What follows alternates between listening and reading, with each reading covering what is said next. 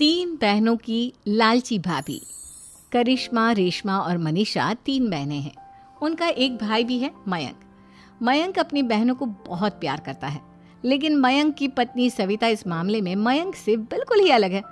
वो अपनी ननदों का जितना बुरा कर सकती है उतना बुरा करती ही रहती है और अपनी ननदों पर हुक्म भी चलाती है। करिश्मा, करिश्मा, तुमने अभी तक नाश्ता नहीं बनाया? तुम्हारे भैया का ऑफिस जाने में देर हो रही है। हाँ भाभी, बस अभी बनाती हूँ। करिश्मा, तुम ये ढीलापन छोड़ दो। कल को पढ़ाई कर जाना है। वहाँ अगर तुम इस तरह से काम करोगी तो लोग क्या कहेंगे कि माँ ने और भाभी ने कुछ सिखाया नहीं। और तुम्हारी दोनों बहनें कहाँ है? अब रेशमा मार्केट गई है और मनीषा सो रही है। क्या? सुबह के 8 बज रहा है और ये महारानी अभी भी सो रही है? ये कहते हुए सविता अपनी सास दुर्गा देवी के पास जाती है। माँ जी, देख रही हो अपनी बेटियों के तौर तरीके? क्या हुआ बहू, सुबह सुबह क्या कर दिया मेरी बेटियों ने? अरे एक तो अभी अभी उठकर किचन में गई है, दूसरी सुबह सुबह बाहर चली गई, पर तीसरी अभी तक सो रही है। क्या करूं मैं इन तीनों का?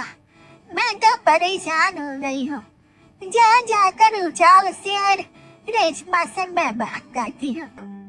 सविता सीधा मनीषा के कमरे में जाती है और उससे कहती है, महारानी जल्दी उठाओ, सूरज सर पर आ गया है। माँ, मैं थोड़ी देर और सोने दो ना, मैं रात को लेट सोई थी।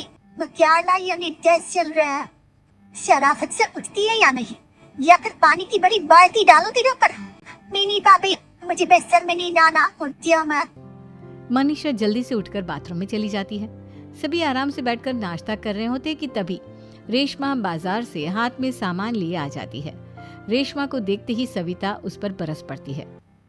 लो, आ गई महारानी। ऐसा भी क्या सामान लाना था जो सुबह आंख मारते ही बाजार की तरफ रवाना हो गई?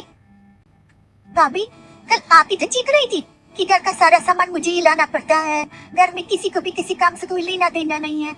अब मैं बाजार जाकर सामान ले आई तो आपको इस बात से भी तकलीफ हो रही है? देख रही हो माँ जी, अपनी बेटी की जुबान कैची से भी तेज चलती है। और मैं कहा, आप तो कुछ कहेंगे नहीं अपनी लाडली बहन को। रेशमा, अपनी भाभी से ऐसे बात नहीं करते, चलो माफी मांगो। भैया, मैं क्यों माफी मांगू? आप भाभी से बोली ना कि हम पर कम हुक्म चलाया करें। हम इस घर की बेटियां हैं और आपकी पत्नी की ननद है, नौकरानी नहीं। अल्लाह बात, इनकी भलाई के लिए कुछ भी बोलो तो इन्हें बुरा लग जाता है। इस घर में यही इज्जत है मेरी। देख लो माँ जी, आपकी बेटी किस लहजे में मुझसे बात कर रही है। सविता वहाँ से चली जाती है।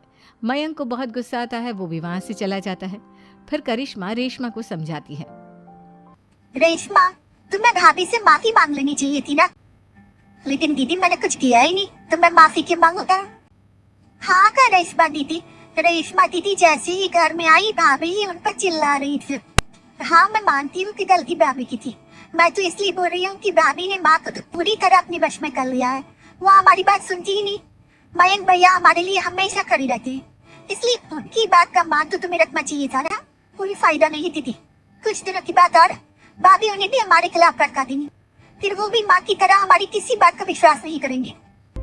इसी तरह सविता अपनी तीनों ननदों को किसी न किसी बात पर परेशान करती रहती थी। एक दिन मयंक अपनी तीनों बहनों के लिए गिफ्ट लाया।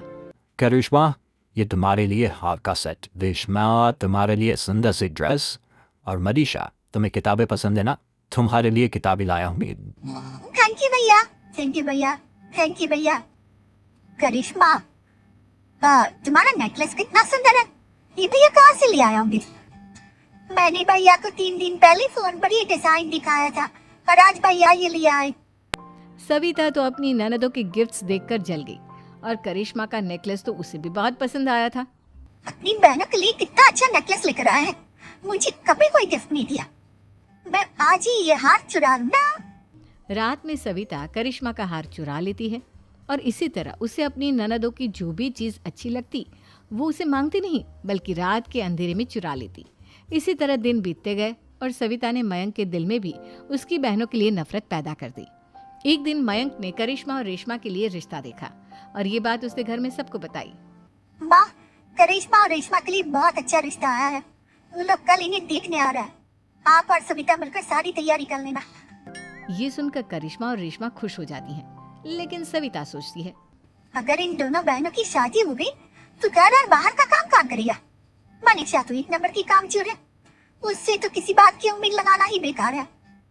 मुझे इस शादी को रोकना होगा।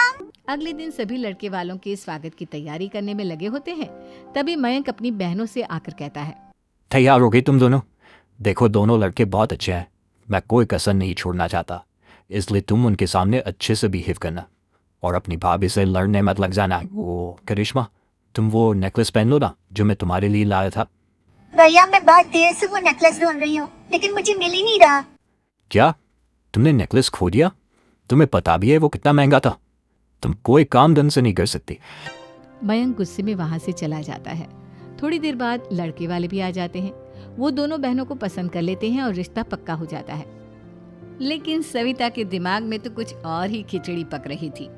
वो पंडित जी के पास करिश्मा की कुंडली लेकर जाती है और उन्हें पैसे देकर करिश्मा की कुंडली बदलवा देती है। जब लड़के वालों के पास करिश्मा की कुंडली जाती है तो वो दुर्गा को फोन करते हैं। बहन जी, हमने करिश्मा की कुंडली अपने पंडित जी को दिखाई थी। आपकी बेटी की कुंडली नहीं बल्कि दोषों का पिटारा है। देखिए, मैं और मेरे पति इन सब बातों में बहुत विश्वास करते हैं, इसलिए हम आपकी बेटी से अपने बेटे की शादी नहीं करा सकते। इस तरह करिश्मा का रिश्ता टूट जाता है और सभी घर वालों को बहुत दुख होता है। अब कविता सोचती है, चलो करिश्मा का तो रिश्ता टूट गया, अब रेशमा का भी रिश्ता तोड़ना है। क्या करूं? अब सविता आवाज बदलकर किसी अननोन नंबर से रेशमा के होने वाले ससुराल में फोन करती है। हेलो, मैं कौन हूँ कौन नहीं ये आपके लिए जानना जरूरी नहीं, बस इतना सुन लो कि रेशमा का 2 साल से किसी के साथ अफेयर चल रहा है। बस रेशमा का रिश्ता तोड़वाने के लिए सविता का इतना कहना काफी था। अब रेशमा का भी रिश्ता टूट गया। मयंक और दुर्गा देवी ने रेशमा को खूब खरी खोटी सुनाई और उससे बार बार उस लड़के के बारे में पूछने लगी। आप दोनों मुझे क्यों परेशान कर रहे हो? अरे कोई लड़का होगा मेरी लाइफ में तो मैं बताऊंगी ना, जब कोई है ही नहीं तो कहाँ से लाऊं मैं कोई लड़का? तेरे होने वाले ससुराल वालों को फोन किसने किया था? मामा नहीं जानती किसने फोन किया था। मैं सच कह रही हूँ, माँ तो पहले ही कह रही थी इसकी लगाम खींच कर रखो, लेकिन मेरी सुनता ही कौन है। आप चुप रहिए भाभी, ये सब आपका ही किया करा। अब तीनों बहनों को विश्वास हो जाता है कि ये सब उनकी भाभी ही कर रही है। तीनों बहनें अपनी भाभी को सबक सिखाने के लिए एक वकील कर लेती है और घर में हिस्सा मांगना। देखो भैया, माँ बाप की जायदाद में जितना बेटों का हक होता है उतना ही बेटियों का, इसलिए इस घर के 4 हिस्से होंगे और हमें अपना हिस्सा चाहिए। मैंने तुम्हारे लिए क्या क्या नहीं किया और तुम इस घर में हिस्सा मांग रही हो?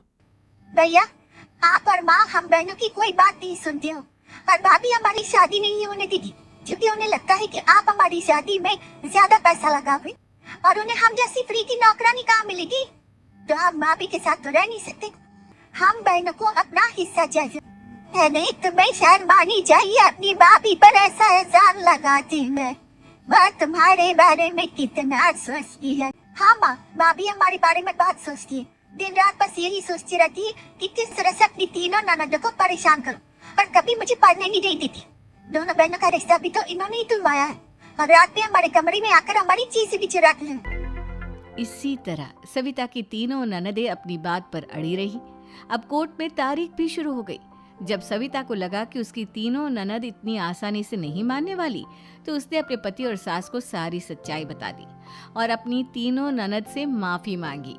मयंक और दुर्गा को भी अपनी गलती का एहसास हो गया। अब सविता खुद करिश्मा और रेशमा के लिए अच्छा रिश्ता ढूंढती है और उनकी शादी करवाती है।